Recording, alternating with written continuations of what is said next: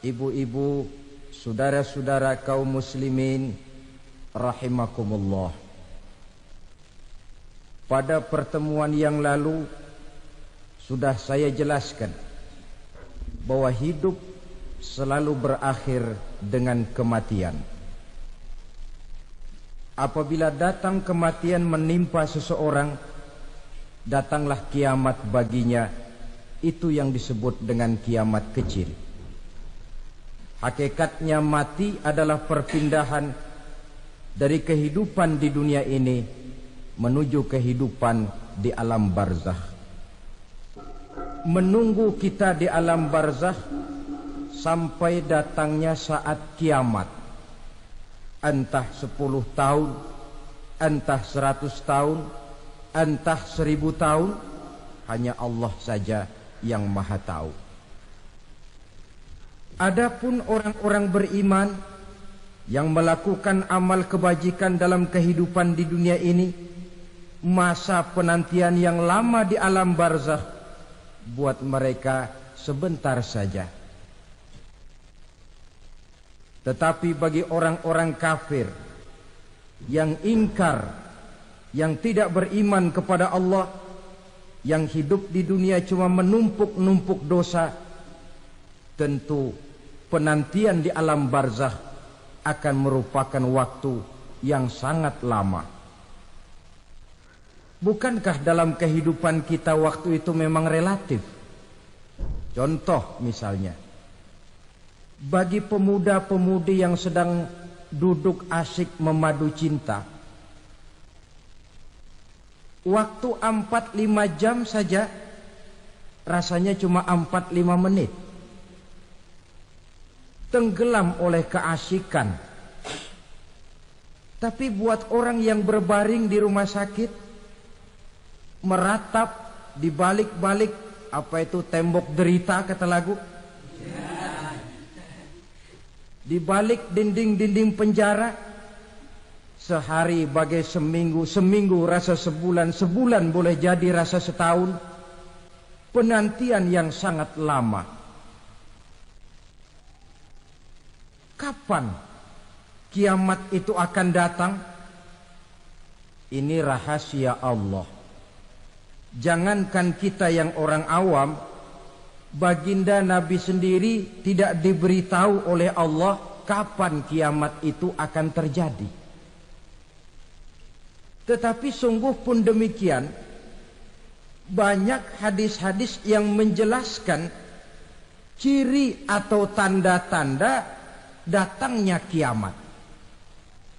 Nah, kalau sudah bicara soal tanda kiamat itu ada 2. Pertama yang disebut alamatus sughra, tanda-tanda kecil.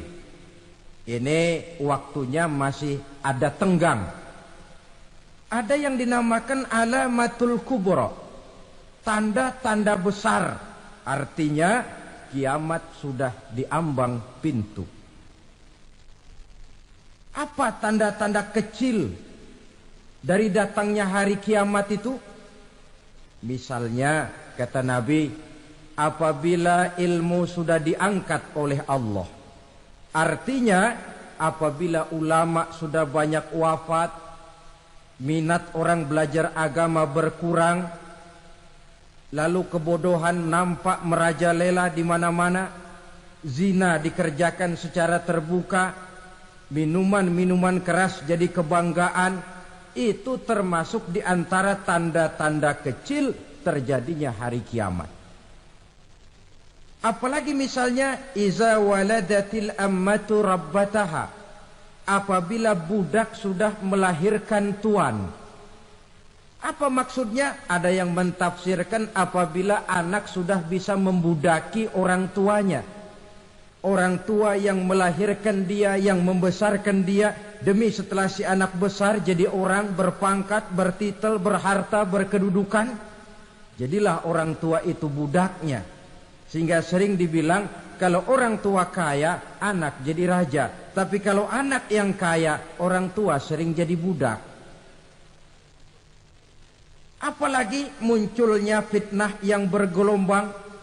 timbul perang antara dua bangsa yang besar, waktu berjalan terasa sangat pendek sekali. Itu merupakan tanda di antara tanda-tanda kiamat. Termasuk di dalamnya sulit membedakan mana laki, mana perempuan. Kan kalau tanda-tanda kayak begini sekarang sudah banyak kita lihat kan. Ulama banyak wafat, penggantinya sulit. Zina dikerjakan berterang-terangan, minuman keras jadi kebanggaan. Banyak anak membudaki orang tuanya, sulit membedakan mana laki, mana perempuan. Kadang-kadang dari belakang kita lihat perempuan benar, begitu kita colek nengok jenggotan.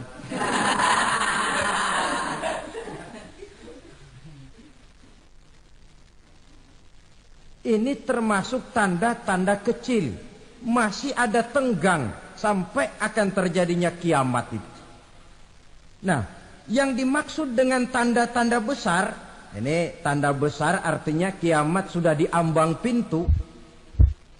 Pertama, matahari terbit dari sebelah barat. Apabila matahari sudah terbit dari arah sebelah barat, tertutuplah sudah pintu taubat. Bersabda Nabi kita, la taqumus sa'atu hatta tatlu'a syamsu min maghribiha. Tidak akan datang hari kiamat sampai matahari terbit dari arah sebelah barat. Wa iza tala'at, manakala matahari telah terbit dari arah sebelah barat, wa ra'ahan nasu, manusia banyak menyaksikan itu, amanu ajma'un, mereka pun lalu beriman. Yang tadinya kafir, yang tadinya ingkar, yang tadinya membangkang, setelah melihat matahari terbit dari sebelah barat, buru-buru beriman, berlomba-lomba mengucap dua kalimat syahadat. Tapi apa yang terjadi? Kata Nabi, wadzalika hina la yanfa'u nafsan imanuha lam takun amanat min qabl. Hari itu adalah hari yang iman sudah tidak berguna lagi bagi seseorang apabila sebelumnya memang dia tidak pernah beriman.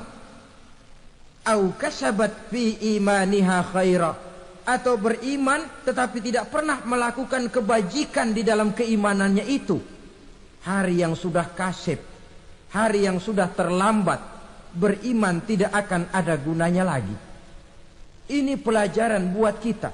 Sebelum sang surya terbit dari sebelah barat, sebelum nafas sampai di tenggorokan, artinya pintu taubat masih terbuka. Kalau dua hal itu sudah terwujud, nafas sudah sampai di kerongkongan, atau matahari sudah terbit dari arah sebelah barat, tertutuplah sudah pintu taubat. Tak ada lagi gunanya pangkat, jabatan, harta, bahkan beriman pun dalam suasana macam itu. Too late, kata orang Kulon. Sudah terlambat. Matahari terbit dari arah sebelah barat. Itu tanda besar, artinya kiamat sudah di ambang pintu. Lalu apalagi tanda besar? Munculnya Dajjal. Dajjal artinya pendusta-pendusta yang menyesatkan manusia. Ada dua macam Dajjal, saudara. Ada Dajjal kecil. Ini Dajjal kelas teri. Kalau ini sejak zaman Rasulullah sudah ada itu. Tiap zaman ada. Di zaman Rasulullah misalnya ada yang bernama Aswad al-Unsi dari Yaman. Ada yang namanya Musailamah al-Kazzab dari Yamamah. Ada yang namanya Ibnu Sayyad dari Madinah. Ini Dajjal-Dajjal di zaman Rasul. Musailamatul Kazzab memproklamirkan diri jadi nabi dia. Di zaman Rasul masih hidup. Ini Dajjal zaman Nabi. Di zaman sahabat muncul Dajjal-Dajjal. Di zaman kita sekarang ini Dajjal-Dajjal pun gentayangan. Dajjal kelas teri. Kerjanya mendustakan manusia, menyesatkan manusia, memalingkan manusia dari jalan yang benar dan diridhoi oleh Allah Subhanahu wa taala. Adapun yang merupakan tanda besar dari datangnya kiamat, dajjal kelas kakap. Pembohong-pembohong besar yang menyesatkan masyarakat manusia berpaling dari jalan Allah mengikuti jalan mereka. Apa sih ciri dajjal itu? Kata Nabi dalam hadis Bukhari Muslim, "Inna dajjala", sesungguhnya yang namanya dajjal itu yakhruju, satu saat akan muncul mendekati hari kiamat. Wa inna ma'ahu ma'an, si dajjal ini membawa air. Wa naran, dan juga membawa api. Dua simbol. Di tangan yang satu dia bawa air, di tangan yang satu dia bawa api. Wa ammal ladzi yarahu an-nasu ma'an fanarun, adapun yang orang banyak lihat air, hakikatnya adalah api. Yang dilihat api, hakikatnya adalah air. Oleh sebab itu, kalau api yang ditawarkan, ambillah air. Kalau air yang ditawarkan, pilihlah api. Maksudnya apa ini? Ini bahasa simbol, saudara-saudara. Dajjal bicaranya seolah-olah untuk kepentingan manusia. Menawarkan surga. Surga yang dia tawarkan hakikatnya neraka. Hai manusia, kalau kau mau bahagia, jangan dekat-dekat dengan agama. Solat itu tidak efektif dan efisien, tidak produktif dari segi ekonomi itu. Menghadiri majelis taklim cuma buang-buang waktu. Tahajud, tasbih, tahlil, baca Quran, apa itu? Pekerjaan mubazir saja. Hidup ini cuma sekali, masa yang cuma sekali, manfaatkan dengan sebaik-baiknya. Mumpung, dibawanya sifat mumpung tetapi dalam pengertian yang sangat negatif. Bicaranya seolah-olah untuk kepentingan manusia, tetapi sebenarnya menjerumuskan manusia. Menawarkan air, tapi sebenarnya api. Menawarkan api, tapi hakikatnya air. Buat apa kamu sholat? Buat apa kamu bayar zakat? Buat apa kamu puasa? Surga yang dicanangkan Dajjal, hakikatnya neraka. Neraka yang digambarkan Dajjal, pada dasarnya adalah surga. Jadi memutarbalikan fakta itu kerjaan Dajjal. Yang hak jadi batil, yang batil dibilang hak, yang benar jadi salah, yang salah malah jadi benar. Tuntunan disuruh jadi tontonan, tontonan malah menjadi tuntunan. Itu pekerjaan Dajjal profesinya. Zamannya Nabi Adam, Dajjalnya kan iblis. Betul? Betul. Apa sih rayuan iblis itu? Allah setelah menciptakan Nabi Adam kan bilang, Adam, kau dan istrimu Hawa tinggal di surga ini. Seluruh fasilitas yang ada di surga persilahkan kau nikmati. Satu yang tidak boleh, jangan coba-coba dekati pohon khuldi. Dekat saja jangan, apalagi sampai memetiknya. Datang Dajjal yang namanya iblis ini. Adam, kamu tahu nggak kenapa tidak boleh makan buah khuldi? Ya nggak tahu, pokoknya saya dilarang. Bodoh kamu Dam. Khuldun artinya kekal. Kalau kamu makan itu buah, kau akan kekal di surga buat selamanya. Allah tidak kepengen, maka dilarang kamu makan buah khuldi. Kalau kau ingin kekal di surga Adam, makan saja. Saya bicara begini ini untuk kepentingan kamu Adam. Ini kan ciri-ciri Dajjal. Bicaranya sih seolah-olah untuk kepentingan Nabi Adam, hakikat sebenarnya menjerumuskan Nabi Adam supaya ingkar dan melanggar larangan dari Allah Subhanahu wa ta'ala. Jadi setelah muncul Dajjal, timbul kekacauan-kekacauan di masyarakat. Banyak yang terpengaruh, terpedaya dan terpesona. termasuk mereka yang memproklamirkan diri jadi nabi, mereka yang memproklamirkan diri jadi rasul di zaman sesudah Rasulullah wafat, itu adalah dajjal-dajjal.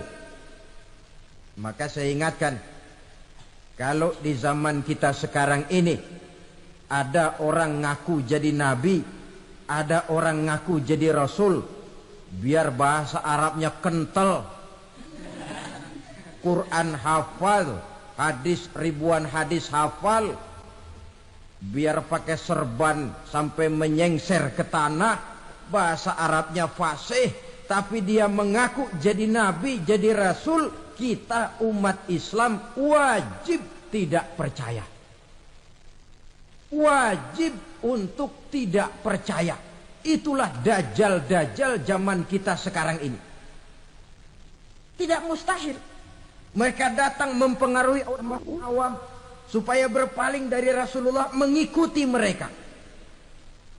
Nah, di akhir zaman nanti, mendekati hari kiamat, dajjal ini muncul, dajjal kelas kakap, menyesatkan masyarakat manusia untuk berpaling dari Islam, mengikuti seruan mereka.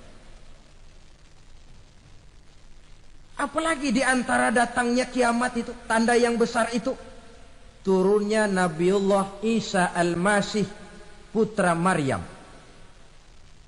Menurut berbagai hadis yang sahih, Nabi Isa Al-Masih nanti akan turun lagi. Tidak membawa risalah yang baru, tapi meluruskan risalah Islam ini yang telah banyak ditinggalkan oleh masyarakat.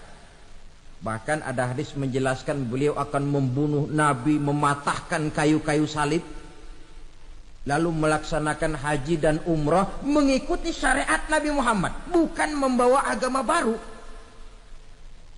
Menjadi semacam mujaddid, reformer, menyelamatkan manusia dari bisikan dajjal. Bahkan ada riwayat yang menjelaskan bahwa Nabi Isa berhasil mengalahkan dajjal, mengembalikan masyarakat manusia kembali kepada ajaran Islam yang datang dari Allah, dibawa oleh Rasulullah sallallahu alaihi wasallam. Dengan kata lain, turunnya Nabi Isa bukan sebagai nabi dan rasul baru, tetapi mengikuti syariat Nabi kita Muhammad sallallahu alaihi wasallam. Saudara hadirin, ibu-ibu hadirat yang saya hormati, kemudian apalagi di antara tanda-tanda besar akan datangnya kiamat itu? Keluarnya asap atau awan. Kata Nabi, inna min asyrati sa'ah dukhanan yamla'u ma bainal masyriqi wal maghrib. Di antara tanda-tanda kiamat, munculnya awan antara langit dan bumi. Ini pun diperkuat dalam surah Ad-Dukhan ayat 10. Fartaqib yauma ta'tis sama' bidukhanin mubin fayughshan nas hadza azabun alim. Bagi orang-orang yang beriman, mereka biasa-biasa saja. Tapi bagi orang kufur, datangnya asap dan awan ini merupakan azab yang kelewat pedih. Barangkali sedikit mendekati gambaran tentang azab yang pedih ini, saya ingatkan alam pikiran kita kepada peristiwa yang belum lama terjadi. Pernah dengar berita bocornya reaktor nuklir di Chernobyl, Uni Soviet? Pernah dengar?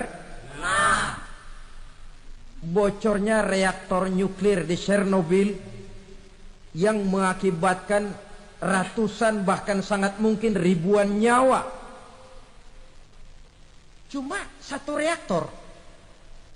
Bagaimana kalau seluruh cadangan nuklir yang dimiliki oleh para negara adik kuasa ini diledakkan? Bahkan yang konon menurut catatan, cadangan nuklir yang dimiliki bersama oleh Amerika dan Rusia sekarang ini sudah sanggup memusnahkan 6 miliar manusia. 1,5 kali lebih banyak dari jumlah manusia yang nongkrong di permukaan bumi ini. Saudara-saudara hadirin yang saya hormati, lalu saat mendekati hari kiamat, apalagi tandanya? Setelah Nabi Isa wafat, Pada saat turunnya yang kedua kali, lalu Allah meniupkan angin sejuk. Semua orang-orang beriman, orang-orang baik wafat. Sehingga penghuni bumi ini cuma tinggal lagi terdiri dari orang-orang kafir. Tidak ada lagi di bumi ini yang bisa mengucapkan Allah. Sehingga dalam hadis qudsi itu ada keterangan, innallaha azza wa jalla yaqulu li Israfil. Allah pernah pesan kepada malaikat Israfil. Kata Allah, Israfil, idza sami'ta qailan yaqul Allah Allah fa akhirin nafah 40 sanatan ikraman liqailiha. Hai Israfil, apabila kau dengar di permukaan bumi masih banyak orang yang mengucapkan Allah, Allah, maka tunda sangkakala kiamat itu 40 tahun. Untuk apa? Ikraman liqailiha, menghormati orang yang mengucapkan Allah, Allah itu. Wah, jadi karena sekarang masih banyak yang mengucapkan Allah, besar hatilah kita, masih jauh kiamat itu. Tapi jangan lupa, kiamat pribadi, kiamat kecil itu yang gak kita sangka-sangka. Ajal datang mencabut nyawa, itu kiamat pribadi. Dan itu yang pasti kita hadapi. Dan itu yang membuat kita tidak boleh bersikap main-main di dalam kehidupan sekarang ini. Saudara hadirin yang saya hormati, tidak ada lagi orang-orang muslim. Seluruh penduduk dunia ini kafir. Lalu terciptalah struktur sosial yang berlandaskan prinsip hidup semau gue. Bakal terjadilah prinsip di mana yang kaya menyantap yang miskin, yang kuat menindas yang lemah. Hidup sudah bagaikan di rimba belantara. Berlaku hukum rimba. Siapa yang kuat dia yang menang. Siapa yang lemah menjadi mangsa. Timbul kekacauan. Maksiat merajalela. Munkarat menjadi-jadi. Sehingga isi bumi ini penuh dengan segala macam perbuatan dosa. Tidak ada perlunya lagi alam diperpanjang temponya. Datang saat yang sudah dijanjikan oleh Allah Azza wa Jalla, maka terjadilah yang disebut kiamat kubra, kiamat besar, kiamat ancur-ancuran. Bagaimana kejadian ini dimulai?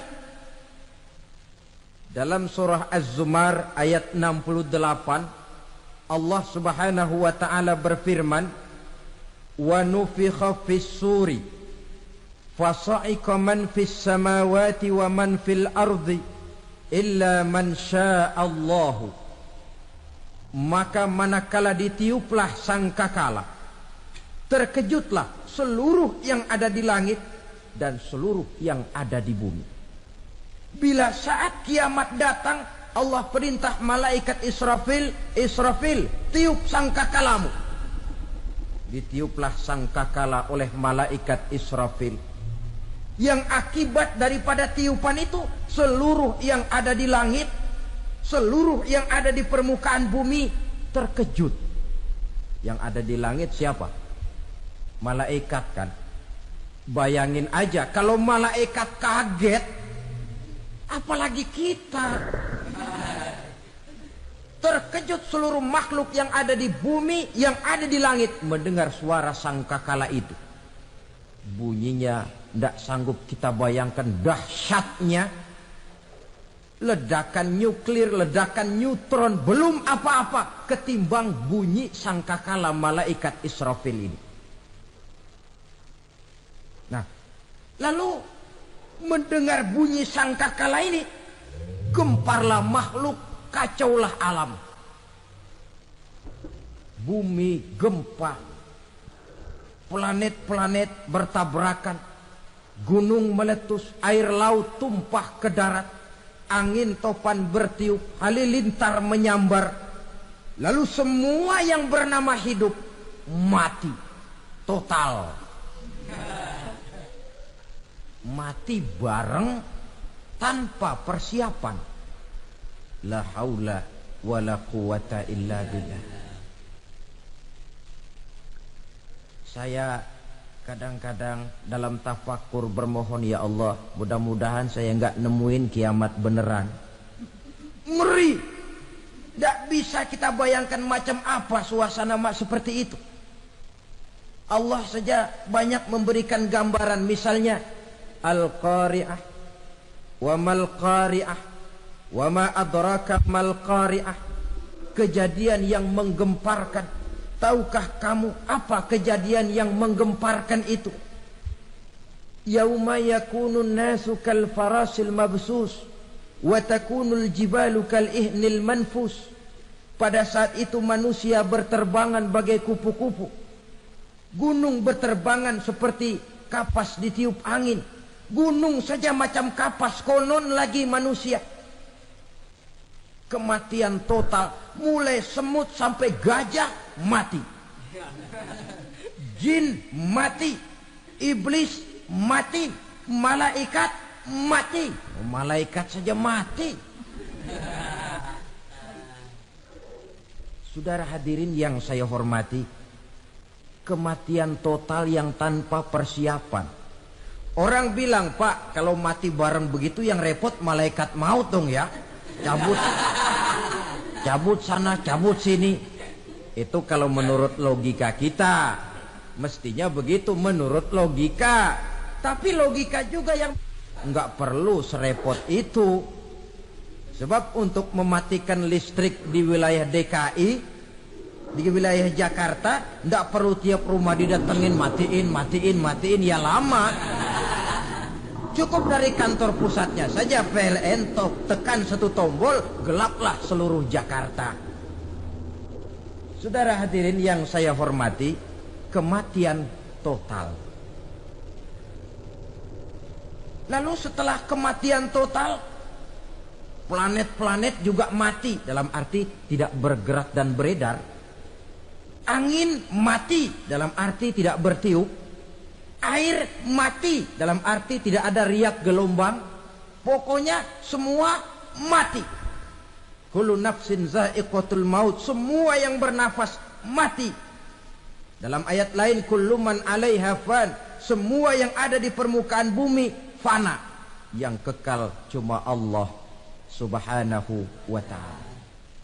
Yang paling belakang mati malaikat maut dan malaikat Israfil.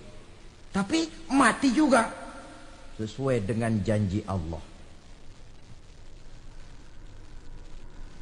10 lamanya. Tidak dijelaskan oleh Abi Hurairah 40 jam, apa 40 hari, apa 40 tahun. Hadis cuma menyebutkan 40 saja. Sunyi alam. Yang tinggal cuma Allah saja lagi. Ketika itu Allah berseru-seru, katanya, limanil mulkul yauma. Siapa para penguasa hari ini? Mana itu raja-raja dan penguasa yang dulu mengaku jadi Tuhan? Fir'aun. Mana Fir'aun sekarang? Yang dulu jadi raja, merasa berhasil, sombong, lalu tidak mau turun-turun dari kekuasaannya, sampai kepada puncak kekurang ajarannya mengangkat diri jadi Tuhan. Mana itu Fir'aun? Namrus. Mana sekarang Namrus? La ilaha illa ana. Ternyata tidak ada Tuhan lain selain daripada aku, kata Allah. Proses kemudian, saudara-saudara, turunlah hujan dari langit. 40 lamanya hujan itu. Tidak jelas juga 40 jam apa 40 hari. Setelah air turun membasahi, datanglah tiupan sangkakala yang kedua. Semua yang bernama mati bangkit dari kuburnya masing-masing. Ini yang disebut Yaumul Ba'thi, hari kebangkitan. Allahu Akbar. pada saat kita bangkit dari kubur kita masing-masing, kumpul di padang mahsyar namanya. Bayangin aja, saya sendiri nggak sanggup bayangin.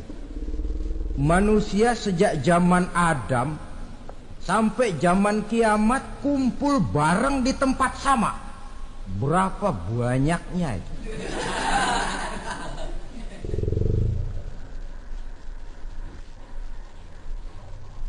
Dan yang luar biasa menurut satu riwayat, pada saat bangkit itu, Masya Allah, roman muka kita berubah, disesuaikan dengan amalan kita waktu di dunia ini. Barang siapa yang waktu di dunia amalannya itu amalan tikus, di akhirat nanti dia bangkit dari kubur, mukanya seperti muka tikus. Gagah betul badannya, tapi mukanya seperti tikus. Kenapa? Amalannya waktu di dunia seperti amalan tikus. Apa amalan tikus itu? Suka ngegeragoti barang yang sudah disimpan rapi-rapi.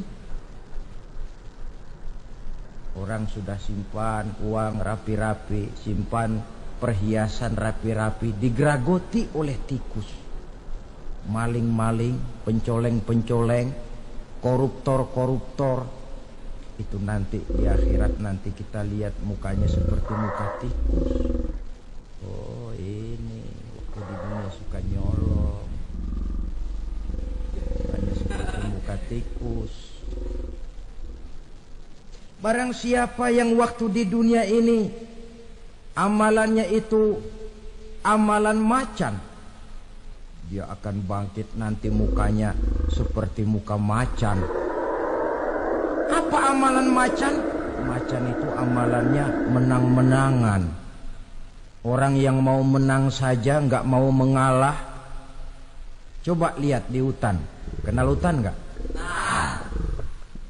Di hutan, raja hutan di mana-mana pasti macan. Betul kan? Betul. Padahal hutan belum pernah bikin pemilihan umum. Tapi macan tidak peduli ada pemilihan umum apa tidak, pokok saya raja. Sebab apa? Macan jadi raja itu bukan karena benar, tapi karena kuat jadi raja. Setelah dia jadi raja, rakyat hutan yang mesti dilindungi malah dimakan oleh raja macan. Kambing rakyat hutan dimakan oleh macan. Ayam rakyat hutan dimakan oleh macan. Itu nanti kita lihat di akhirat itu mukanya seperti muka macan, gagah betul. Lalu barang siapa yang di dunia ini amalannya itu seperti amalan anjing, nanti dia punya muka seperti muka anjing. Apa amalan anjing? Pertama, anjing itu kalau disuruh jaga rumah, dia tidak bisa membedakan mana maling, mana tamu. Biar yang datang maling, kalau bawa tulang, anjing kalem. Yang kedua, anjing itu akan setia kepada siapa saja yang memberinya roti. Siapa yang memberinya roti, itulah majikannya. Apa kata majikannya, pasti dia laksanakan. Soal benar atau salah dia tidak peduli. Setelah anjing dapat roti, dia tidak punya pilihan lain kecuali bilang, abdi mah kumaha juragan wae ayeuna mah.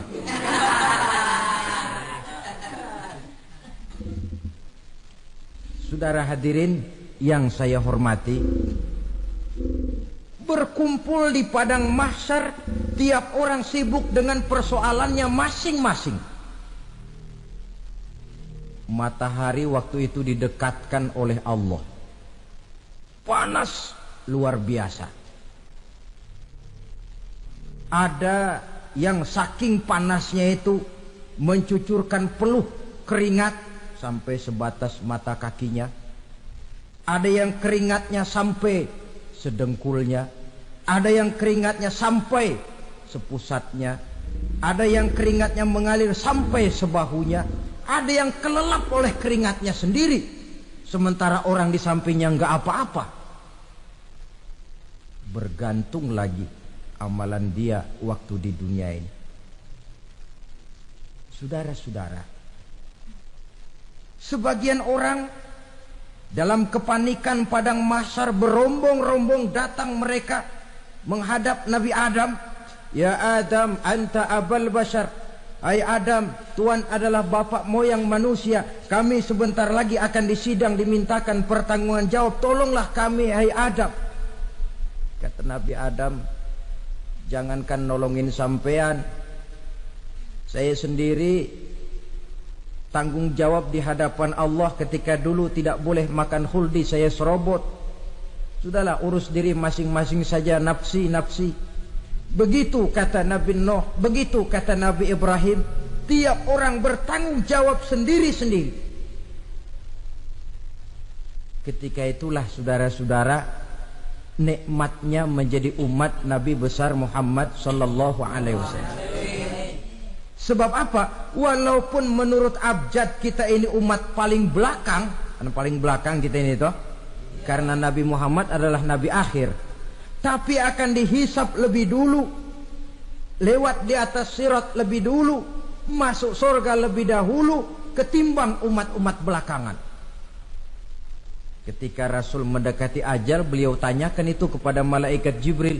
Malaikat Jibril berkata, Muhammad, jangan khawatir, Allah sudah berjanji, inni haramtul jannata ala sairil anbiya hatta tadkhulaha anta, wa haramtuha ala sairil umami hatta tadkhulaha ummatuka.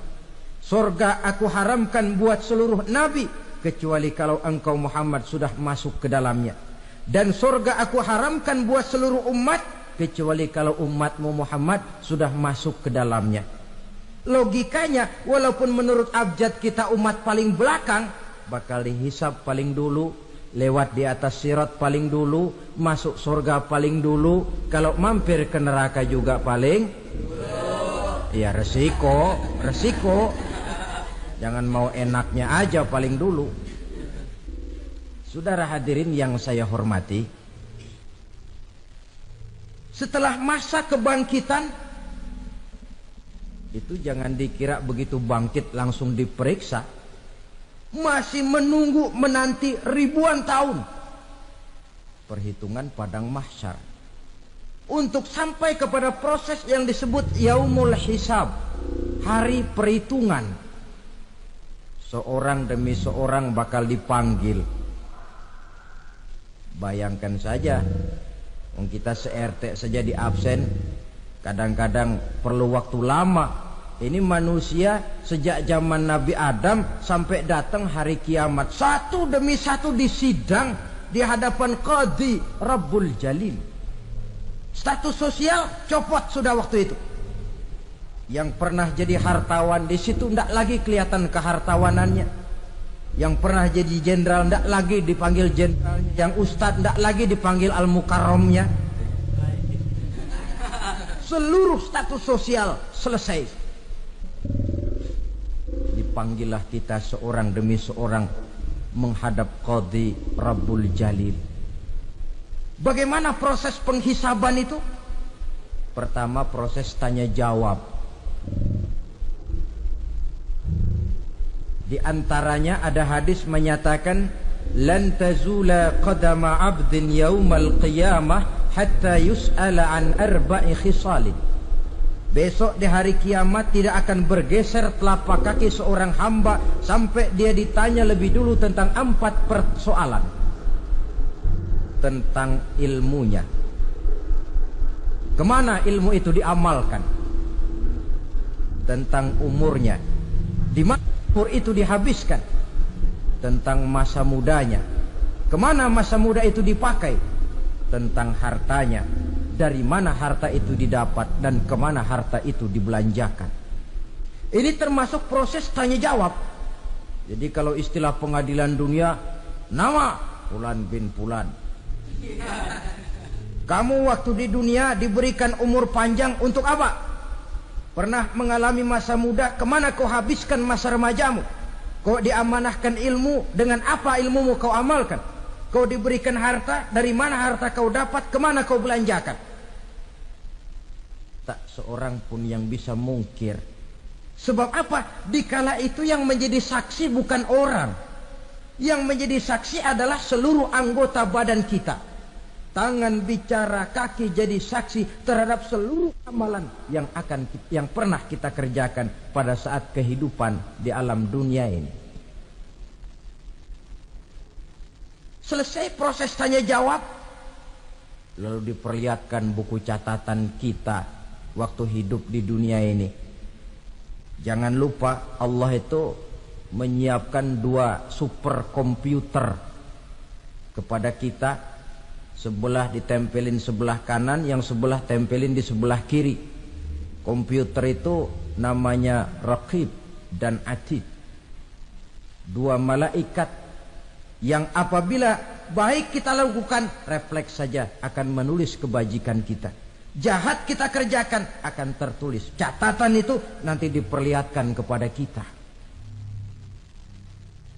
Waduh, alangkah malunya pada saat diperlihatkan catatan kita, buku rapot kita merah melulu. Barangkali diperiksa sambil diomelin, brengsek lo. Buku merah melulu begini bagaimana waktu hidup di dunia? Tidak cukup diperlihatkan buku catatan kehidupan, rekaman kehidupan. Rekaman kehidupan kita secara utuh sejak terlahir sampai ajal datang merenggut nyawa. Barangkali mirip dengan video sekarang ini. Gimana terekam dengan baik seluruh kegiatan kita sejak yang sekecil-kecilnya sampai kepada yang sebesar-besarnya. Untuk kemudian kita pun menerima balasan. In khairan fa khairun wa in syarran fa syarrun. Kalau baik ya baik balasannya, kalau jahat ya jahat juga balasannya. Catatan-catatan kita diberikan. Kalau banyak kebajikannya diberikan di tangan kanan dengan cara yang halus. Kalau banyak kejahatannya diberikan dari sebelah kiri atau dilempar dari belakang. Itulah sebabnya sejak di dunia ini kita sudah mohon kepada Allah. Ketika berwudu membasuh tangan kanan, apa kita bilang? Allahumma a'tini kitabi biyamini wa hasibni hisaban yasira. Ya Allah, berikan saya kitab di tangan kanan, dan kalau saya memang perlu dihisap, hisaplah saya yang seringan-ringannya. Tangan kiri berlindung kita kepada Allah. Jangan sampai diberikan kitab di tangan kiri atau dari arah sebelah belakang. Wa a'udzubika an tu'tiya kitabi bishimali aw min wara'i zuhri, dari arah sebelah belakang. Na'udzubillah min dzalik. Setelah selesai lewat proses penghisaban, lewat mizan, timbangan, maka yang sudah selesai dihisab itu bergeraklah menuju sirat, jembatan yang terbentang menuju surga melalui neraka. Saudara-saudara, panjangnya perjalanan sirat itu memakan waktu ratusan tahun. Tetapi orang yang lewat di atas sirat pun macam-macam, bergantung amalannya ketika di dunia ini. Ada yang lewat di atas sirat itu kalbarkil khatib, seperti kilat yang menyambar, lep, sudah sampai dia di surga. Cepat bukan main. Ada yang lewat di atas sirat itu seperti orang lari-lari. Ada yang lewat di atas sirat itu seperti orang jalan biasa. Ada yang sambil merangkak, ada yang sambil ngesor, ada yang sambil gelayutan. Ada yang selamat sampai ke ujung ke surga, ada yang tergelincir jatuh masuk ke dalam neraka, bergantung amalannya dalam kehidupan di dunia sekarang ini. Tiap kita akan melewati yang namanya sirat ini. Saudara-saudara kaum muslimin yang saya hormati, dengan demikian mereka yang selamat melalui sirat sampai ke terminal akhir surga, Mereka yang ketika dihisab ternyata banyak kejahatannya daripada kebaikannya, mereka singgah di dalam neraka.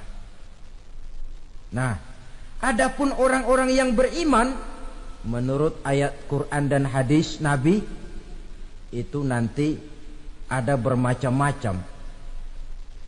Ada orang beriman itu yang dimasukkan surga. Ada orang beriman itu yang dimasukkan ke dalam surga. Ada orang beriman itu yang disebut penduduk surga. Kenapa lain-lain, Pak? Karena waktu di dunia amalannya juga lain-lain. Ada orang beriman yang masuk surga. Ini paling murah tiketnya. Mau masuk surga? Kata Nabi begini, ma min abdin qala la ilaha illallah thumma mata ala dhalik illa dakhalal jannah. Kalau seorang hamba sudah mengucap dua kalimat syahadat, dia yakin dengan kebenaran kalimat itu sampai matinya, orang itu akan masuk surga. Abi Dzar yang waktu itu diajak bicara heran, ya Rasul kok gampang betul? Iya. Walaupun orang itu mencuri, iya. Walaupun orang itu berzina, iya. Biar dia mencuri, biar dia berzina, kalau dia sudah mengucap dua kalimat syahadat, dia yakin dengan kebenaran kalimat itu sampai matinya, itu orang akan masuk surga. Jadi masuk surga cukup dua kalimat syahadat, yakin sampai mati, masuk surga. Itu perkara masuk. Tapi kalau pertanyaannya diterusin, masuknya kapan, Pak? Nah, ini lain lagi urusannya. Sebab ada yang masuknya itu langsung, ada yang mampir dulu. Di sana tempat cuma dua, kalau tidak surga, neraka. Mau ke surga tapi mampir dulu, yang mampirnya jelas di neraka. Kenapa? Dalam hadis qudsi ada riwayat, nanti itu di akhirat, setelah Allah selesai mengatur penduduk surga masuk surga, yang neraka masuk neraka, Allah berkata kepada malaikat Malik, malaikat Malik, labaik ya Allah. Itu bajingan-bajingan tengik, manusia-manusia durjana yang waktu di dunia tidak mau sujud, jauh dari ulama, gemar melakukan yang munkarat dan maksiat, hidup di tengah masyarakat selalu jadi bibit keonaran, kufur, sudah masuk neraka semua. Sudah ya Allah. Nah, kalau sudah, coba sekarang kamu masuk, Malik. Saya, iya, masuk neraka. Mau apa ya Allah? Kata Allah, akhriju minan nar man kana fi qalbihi misqala habatin min khardalin min iman. Kau masuk neraka, cari di dalam neraka orang-orang yang ada imannya walaupun kecil sebesar biji zarah, angkat mereka keluar. Masuk malaikat Malik ke neraka, cari orang yang ada imannya, korek-korek. Ya repot, udah pada gosong. Yang ada imannya diangkat ke atas, yang ada imannya diangkat ke atas, lalu dimandikan di Nahrul Hayat, namanya sungai kehidupan di akhirat nanti. Cakep lagi rupanya, bersih lagi wajahnya, apel di hadapan Allah. Kata Allah, bagaimana mas? Kapok nggak sampean? Kapok ya Allah. Nah, kalau kapok, idhab fadkhulil jannah, pergi masuk surga sana. Berangkat mereka ke surga, ketemu sama teman-temannya yang udah sampai lebih dulu, yang nggak pakai mampir lagi. Terjadi dialog. Kata teman-temannya yang udah pada nyampe duluan, mas, iya, emang baru sampai? Saya baru sampai. Memang mampir di mana dulu mas? Kita sudah lama sampai di surga. Saudara buka surah Al-Muddatsir ayat 34-35. Ma salakakum fis saqar? Kenapa kamu mampir di neraka Saqar?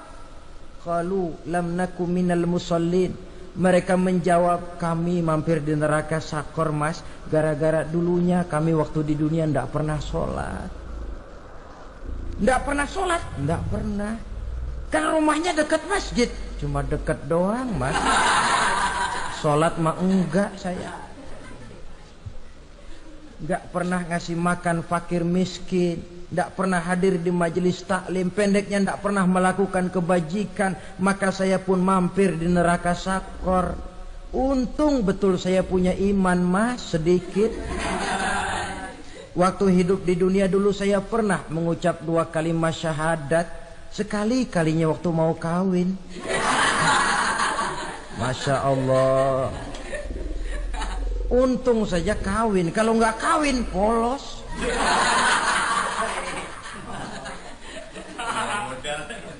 Itu juga pengulu sudah setengah mati ngajarin.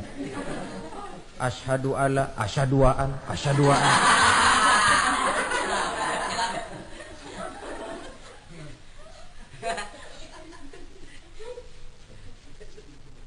Ini namanya masuk surga. Ada mampir dulu. Ada pula orang mukmin itu yang dimasukkan surga. Namanya dimasukkan kan terima beres. Saya masuk ke rumah, jalan sendiri, cari tempat sendiri. Saya dimasukkan ke dalam rumah, terima beres. Pokok ada di dalam, itu dimasukkan namanya. Nggak pakai mampir. Tapi tentu tiketnya lebih mahal ketimbang yang pertama tadi. Apa kata Allah? Innal ladzina amanu wa 'amilus shalihat la ukaffiranna 'anhum sayyi'atihim wa la udkhilannahum jannah. Sesungguhnya orang-orang yang beriman kemudian beramal soleh, kami hapuskan segala dosa dan kesalahannya, kami masukkan mereka ke dalam surga. Lihat ayatnya. Allah yang memasukkan, kita yang dimasukkan. Tidak pakai transit, tidak usah mampir. Cuma tidak cukup syahadat, tidak cukup amanu, tapi diiringi dengan wa'amilus salih. Iman, amal. Tidak cukup syahadat, lalu dibuktikan dia sholat, dia zakat, puasa, lalu dia melakukan berbagai macam kebajikan. Ini yang menyebabkan dia tidak pakai mampir di tempat yang bernama Sakor. Lalu ada pula orang mukmin itu yang disebut penduduk sorga. Wah, ini sudah VIP ini. Ashabul jannah, penduduk sorga. Siapa mereka? Kata Allah, innal ladzina amanu summa istaqamu fala khaufun alaihim wala hum yahzanun. Ulaika ashabul jannah hum fiha khalidu. Sesungguhnya orang-orang yang beriman lalu istiqamah, tetap dalam melaksanakan perintah Allah, tidak goyah, tidak labil tapi stabil, istiqamah, mereka tidak takut dan tidak bersedih hati. Merekalah penduduk surga. Iman, istiqamah. Tidak punya duit sembahyang, banyak duit sembahyang. Miskin sembahyang, kaya tetap sembahyang, istiqomah. Kadang orang kalau susah rajin ke masjid, banyak duitnya ngelihat masjid melengos. Waktu miskin hamba Allah, setelah kaya jadi hamba harta. Bergeser, tidak ada nilai istiqomahnya. Saudara-saudara, dengan begitu penduduk neraka itu dua. Ada penduduk permanen, ada penduduk yang semi permanen. Yang semi permanen orang-orang beriman yang mempunyai dosa besar. Mereka masuk ke neraka untuk menerima azab sesuai dengan dosanya. Bila selesai masa azab itu, mereka akan diangkat untuk ditempatkan kembali ke dalam surganya Allah Subhanahu wa ta'ala. Nah, dikala itulah saudara-saudara ada yang disebut syafaat dari Rasulullah Sallallahu Alaihi Wasallam. Tapi tentu jangan lupa syafaat ini ibarat kain menambal dia. Kita punya kain bolong-bolong sedikit, syafaat yang menambal. Solat kita ada kurang dikit, sedekah kita ada campur riak dikit, amalan kita ada tidak karena Allah dikit. Kita kita berharap syafaat. Jadi biarlah kain masih bolong-bolong, yang penting punya kain. Tapi kalau kainnya tidak ada, yang ditambal apanya? Sholat tidak, puasa tidak, zakat tidak, berharap syafaat saja. Ya, terlalu berlebihan itu. Saudara hadirin yang saya hormati, apabila selesai proses penghisaban, proses penghitungan, maka dikala itulah manusia terbagi dalam dua kelompok besar. Fariqun fil jannah wa fariqun fis sa'ir. Sekelompok orang-orang beruntung yang masuk ke dalam surga, dan sekelompok lagi masuk ke dalam neraka. Akan memakan waktu untuk menceritakan sifat surga dan neraka, tapi insya Allah pada kesempatan pertemuan lain saya sampaikan. Namun sebagai gambaran umum cukuplah saya sampaikan sebuah hadis qudsi. Allah jelaskan, a'dadtu li'ibadiyas salihin ma la 'ainun ra'at wa la uzunun sami'at wa la khatara fi qalbil bashar. Aku sediakan buat hamba-hambaku yang soleh, yang tidak pernah terlihat oleh mata, tidak pernah terdengar oleh telinga, dan belum pernah terdetik dalam hati manusia. Jadi kenikmatan surga belum pernah dilihat mata, belum pernah didengar telinga, belum pernah terdetik dalam hati. Pedihnya azab neraka belum pernah terlihat mata, belum pernah terdengar telinga, belum pernah terdetik dalam hati. Saudara hadirin yang saya hormati, oleh karena itu sebagai uraian akhir daripada kiamat ini, marilah sama-sama kita memanfaatkan hidup dengan sebaik-baiknya, supaya jangan timbul penyesalan di hari kemudian nanti. Mudah-mudahan kita seluruhnya diselamatkan Allah dari azab neraka dan mendapat surga. Hujan guys.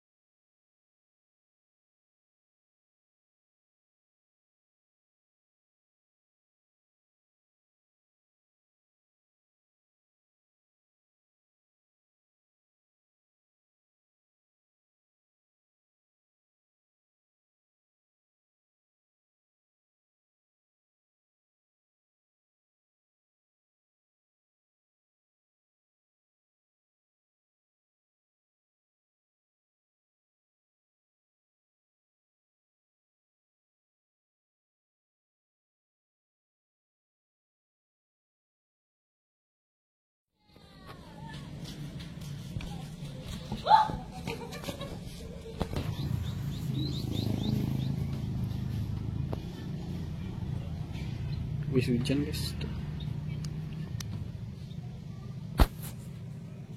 Licin ya.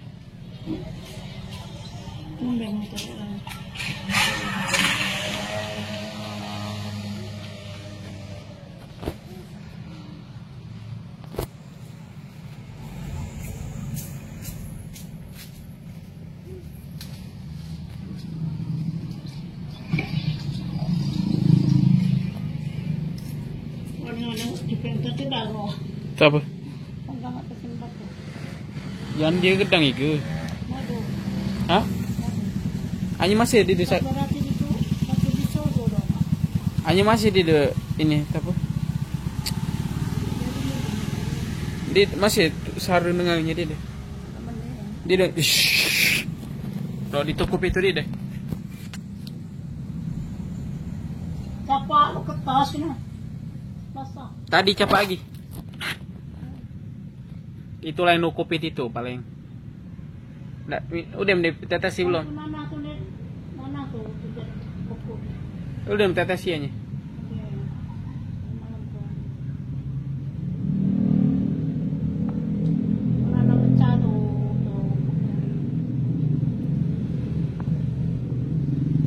Makanya jangan berpeniti lagi. Berpeniti itu boleh, hanya jangan di. Soalnya masih baguslah berpeniti daripada kaitan batu. Kaitan batu didorong ke dalam, kain dicungkil. Kaitan batu di pinggir saja, di pinggir kaitan batu, di ke dalam. Peniti kita nyulek ke dalam.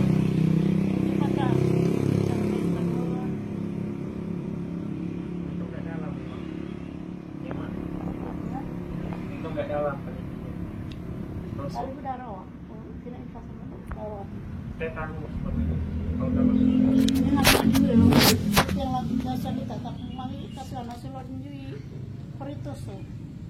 Sakit gigi, infeksi.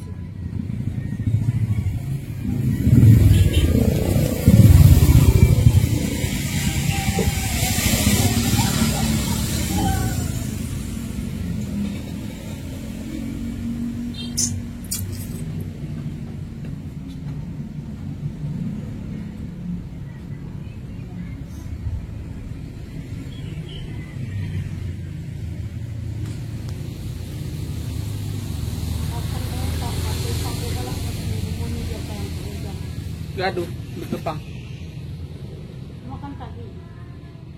Tadi makan petang udah makan orang tahu. Lepang tuh ngajung boleh. Lepang tuh ngajung kamu dede nggak usah gitu.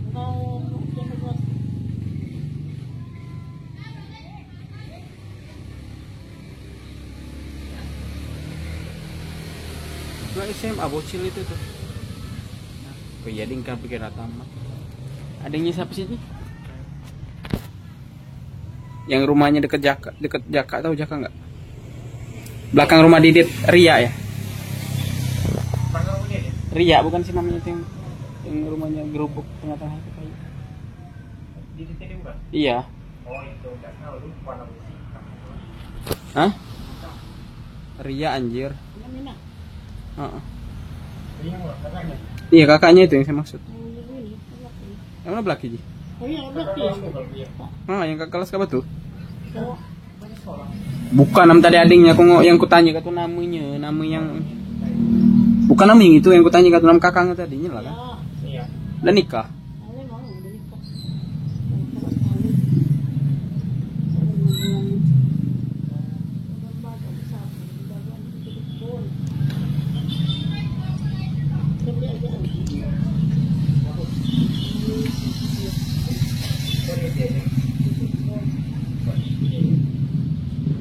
Salah umat tuh ke. Dia tuh Salmina anjir yang bahas umat tuh. Bukan Salmina yang kubahas. Awa mendongnya. Lah. Sejam mana mak? Gancang pula. Yang tukang anak ambil jebak.